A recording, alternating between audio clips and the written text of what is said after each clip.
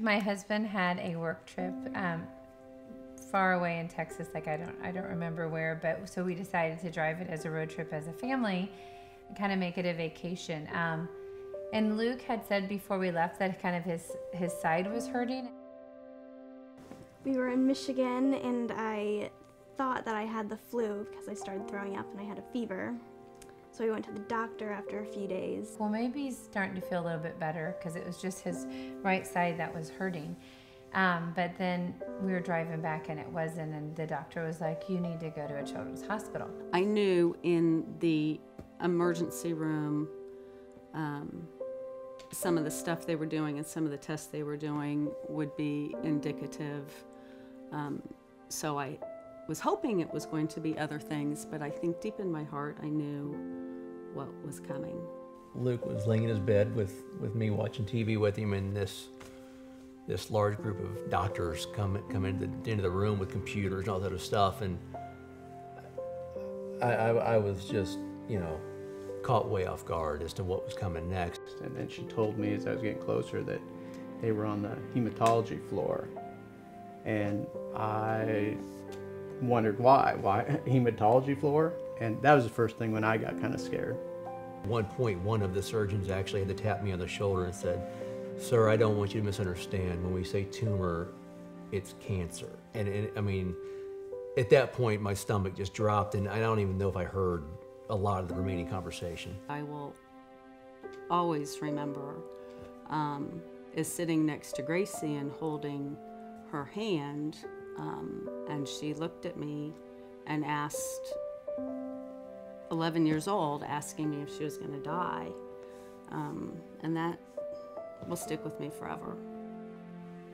His largest tumor was wrapped around his spine, and he started to lose feeling and movement in his legs. So in the middle of the night, the same night we got the diagnosis, they rush him into the ER and do a laminectomy on his back, on his spine. We're signing papers about being in clinical studies, and Gracie's in surgery at the same time that's happening.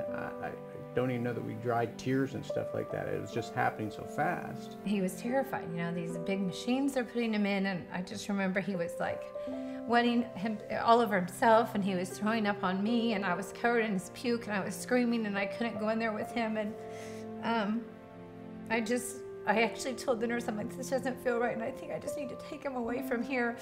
Like, I just wanted to run. Grace really didn't have a break in all this. We were on spring break, had to go to the hospital even on spring break, so not just her birthday and Christmas and stuff, but she just never really got a break. All the nurses and doctors fell in love with him, but there were times when he was feeling pretty crummy, and he was going to let you know. I think he tried to bite one of the nurses one time because she wanted to get him out of bed, and he didn't want to get out of bed. It was the end of 6th grade, so I just didn't go back for 6th grade at all.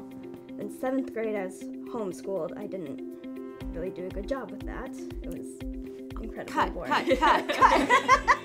We got the email because I just was constantly bugging the oncologist. He's like, you can finally tell your wife, I am saying he is cancer-free. 6 months now without treatment, and we go back every month and have blood tests, and everything's going great, and she started high school. Every child with Burkitt's lymphoma 20 years ago died. And because of research that LLS has given, personally saved his life, and so I will be in debt forever. And at the end, I got to eat a giant cookie. Yes. Nurse Elisa made him a giant cookie. He got to ring the bell when he was done with treatment. We depend on their research. We realized that if